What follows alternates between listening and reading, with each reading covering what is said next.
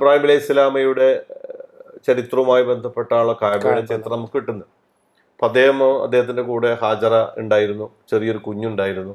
പഴയ കാലത്തെ കാബ എന്നൊക്കെ പറഞ്ഞാൽ ആ സ്ഥലം ചരിത്രം അറിയപ്പെടുന്നത് വലിയ പർവ്വതങ്ങൾ ചുറ്റപ്പെട്ട സ്ഥലമാണ്. അതിൻ്റെ നടുക്ക് ചെറിയൊരു റൗണ്ട് പോലെ ഒരു പൊട്ട ഉണ്ടായിരുന്നു. അവിടെയാണ് ഇവർ വന്ന് വിൽക്കുന്നത്. അപ്പോൾ ഇവരെ അവിടെ ആരോരുമില്ലാത്ത അയൽവാസി വെളിച്ചമോ ഒട്ട വിറകൊന്നുമില്ലാത്ത ഒരു വിജനമായ മരുഭൂമിയല്ല, പക്ഷെ ഒരു മലപ്രദേശമായിരുന്നു. ഇപ്പം ചരിത്രം പറയുന്ന അവിടെ നിന്ന് ഒരാൾ ശബ്ദം ഉണ്ടാക്കിയാൽ ആ മലയുടെ എല്ലാ മലകളിലും തട്ടിയിട്ട് ആ ശബ്ദം ഇങ്ങനെ അലയൊലിച്ച് മണിക്കൂറുകളോളം ഇങ്ങനെ നിലനിൽക്കുന്നു. അങ്ങോട്ട് പോയി ശബ്ദം തട്ടി മെല്ലെ മെല്ലെ ഇല്ലാതാവുന്നു. അപ്പൊ നമ്മൾ എക്കോ പോലെ അങ്ങനത്തെ വലിയൊരു പർവ്വതത്തിന്റെ താഴെയാണ് ഇവർ. പിന്നീട് അവിടെ നിന്നാണ് അദ്ദേഹം ഹാജറ വെള്ളം അന്വേഷിച്ചു പോവുകയും ഇപ്പൊ സംസത്തെ കുറിച്ച് നമുക്ക് പറയുന്നത് ചരിത്രം സഫ മറുവ. ഇപ്പൊ അവിടെ വെള്ളം ഇല്ലാതായി, കുഞ്ഞു കരയാൻ തുടങ്ങി, ഉമ്മ ബേജാറായി. അവസാനം ഉമ്മയെ കൊണ്ട് പടച്ചവൻ പണിയെടുപ്പിക്കാൻ എന്ത് അധ്വാനത്തിന്റെ ബാക്കിൽ ഒരു ഫലം കിട്ടും. അപ്പൊ ആ ഉമ്മ പോയ വഴി വലിയ കുന്നാണ് സഫ. മോള് കയറി നോക്കി, എവിടെയും ഒന്നും കാണാനില്ല. ബേജാറായി മറുവെ കയറി നോക്കി, അങ്ങോട്ടും ഇങ്ങോട്ടും ഓടിയവർ. പക്ഷെ ആ ഓട്ടത്തിൽ ചിലപ്പോൾ ഒരു പക്ഷേ ആ ഓട്ടത്തിൽ ഏതെങ്കിലുമൊക്കെ കല്ലിൽ തട്ടി വീണിട്ടുണ്ടാവാം, അല്ലെങ്കിൽ ഏതെങ്കിലും മല കയറി അവർ ഓടിയിട്ടുണ്ടാവും, അല്ലെങ്കിൽ അവരെ കാല് പൊട്ടിയിട്ടുണ്ടാവും. അതൊരു ഉമ്മയുടെ ബേജാറാണ്. അത് നമുക്ക് ആലോചിക്കാം. കാരണം ഇപ്പൊ നമ്മൾ യാതൊരു പൊടിയും പറ്റാതെ വളരെ സുന്ദരമായി ടൈലും മാർബിളിലൂടെ നടക്കുകയാണ് ദേശീയ. പക്ഷെ അന്ന് എവിടെയാ?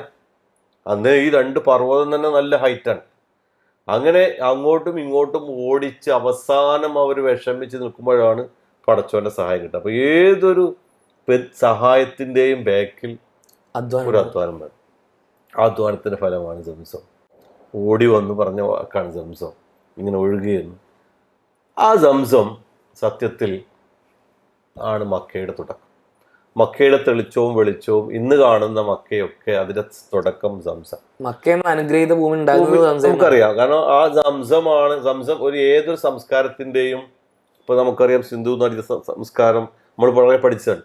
ഏത് സംസ്കാരത്തിന്റെയും ഉത്ഭവം ഒരു ജലമാണ്, ഒരു വെള്ളമാണ്. ഏത് രാജ്യത്തിന്റെ അഭിവൃദ്ധി തീരുമാനിക്കുന്ന വെള്ളം. അതുപോലെ തന്നെയാണ് ഈ സംസം. ഇതാണ് സത്യത്തിൽ അവിടെ ജനങ്ങൾ ഉണ്ടാകാനുള്ള കാരണം.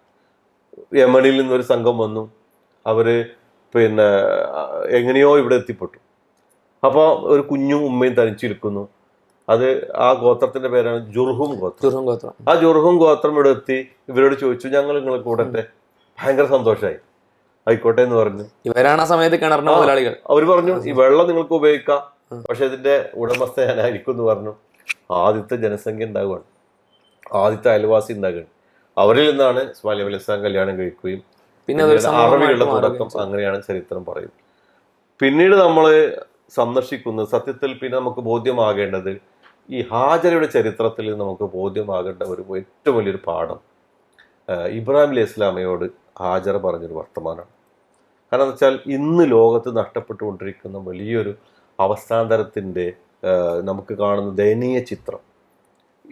ഇബ്രാഹിം അലൈഹി ഇസ്ലാം പോവുകയാണ്, ഈ ഉമ്മയും കുഞ്ഞിനെ ഇട്ടേച്ച്.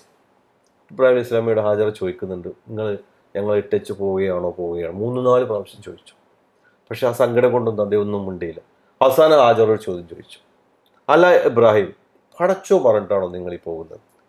അപ്പോഴാണ് ഇബ്രാഹിം ഇസ്ലാം തിരിഞ്ഞു നിന്നുകൊണ്ട് പറഞ്ഞ്, ഹാജറ, ഞാൻ അള്ള പറഞ്ഞിട്ടാണ് പോകുന്നത്. അപ്പൊ ഹാജർ പറഞ്ഞ മറുപടിയാണ് നമുക്കില്ല എന്നൊന്നും. ആ മറുപടിയാണ് സത്യത്തിൽ മക്ക. പടച്ചവൻ പറഞ്ഞിട്ടാണ് നിങ്ങൾ പോകുന്നതെങ്കിൽ നിങ്ങൾ ധൈര്യമായിട്ട് പോയിക്കോളി, ആ അള്ളാഹു ഞാൻ തവക്കുൽ ചെയ്തിരിക്കുന്നു. ആളിച്ചു നോക്കണം. ഇതാണ് ഇന്ന് നഷ്ടപ്പെട്ടത്. നമുക്കറിയാം, ഇന്ന് ഏറ്റവും ഒരു പെണ്ണിനെ സംബന്ധിച്ചിടത്തോളം ഏറ്റവും വലിയ പ്രതിസന്ധിയാണ്. ആളും അയൽവാസികളൊന്നും ഇല്ലാത്ത, വെളിച്ച വിറകൊന്നും ഇല്ലാത്ത വിജനമായ ഒരു സ്ഥലത്ത് ഒരു കുഞ്ഞും ഉമ്മയും തനിച്ച് നിൽക്കാം. പക്ഷെ ആ ധൈര്യം അള്ള കാൾക്കുമെന്നുള്ളതാണ്. അതുകൊണ്ടാണ് ഇന്ന് നഷ്ടപ്പെട്ടുകൊണ്ടിരിക്കുന്ന ഏറ്റവും വലിയൊരു പ്രതിഭാസം എന്താ വെച്ചാൽ, ഏറ്റവും വലിയ പരീക്ഷണവും പ്രതിസന്ധി ഉണ്ടാകുമ്പോൾ അള്ളാഹുവിനെ വിട്ടുകൊണ്ട് മറ്റു സ്ഥലങ്ങളിലേക്ക് പോകുന്നു. ഇവിടെയോ എല്ലാ പ്രതിസന്ധിയിലും പടച്ചവന്റെ കൂടെ ഹാജർ. എന്താ വെച്ചാൽ ഈ ഹജ്ജിനും ഉംറക്കും പോകുമ്പോൾ പോലും അതിന്റെ മുമ്പും ശേഷമൊക്കെയും എന്തൊന്നാണോ ഇബ്രാഹിം നബി അലൈഹി ഇസ്ലാമിന്റെ ഹാജർ ബീവിന്റെ ജീവിതത്തിലെ ചരിത്രം അതിന്റെ നേരെ അല്ലെങ്കിൽ അതിനുള്ളൊരു പാഠം അതിന് നേരെ ഓപ്പോസിറ്റ് ആയിട്ടുള്ള കാര്യത്തിലേക്കാണ് ആളുകൾ പോകുന്നതാണ് ശരിക്കും വലിയ ഖേദകരമായിട്ടുള്ളത്. അപ്പൊ നമുക്ക് സംസം നമ്മളെ ബോധ്യപ്പെടുത്തുന്നു, ഹാജറെ ബോധ്യപ്പെടുത്തുന്നത് എന്താ വെച്ചാൽ തവക്കുലാണ്.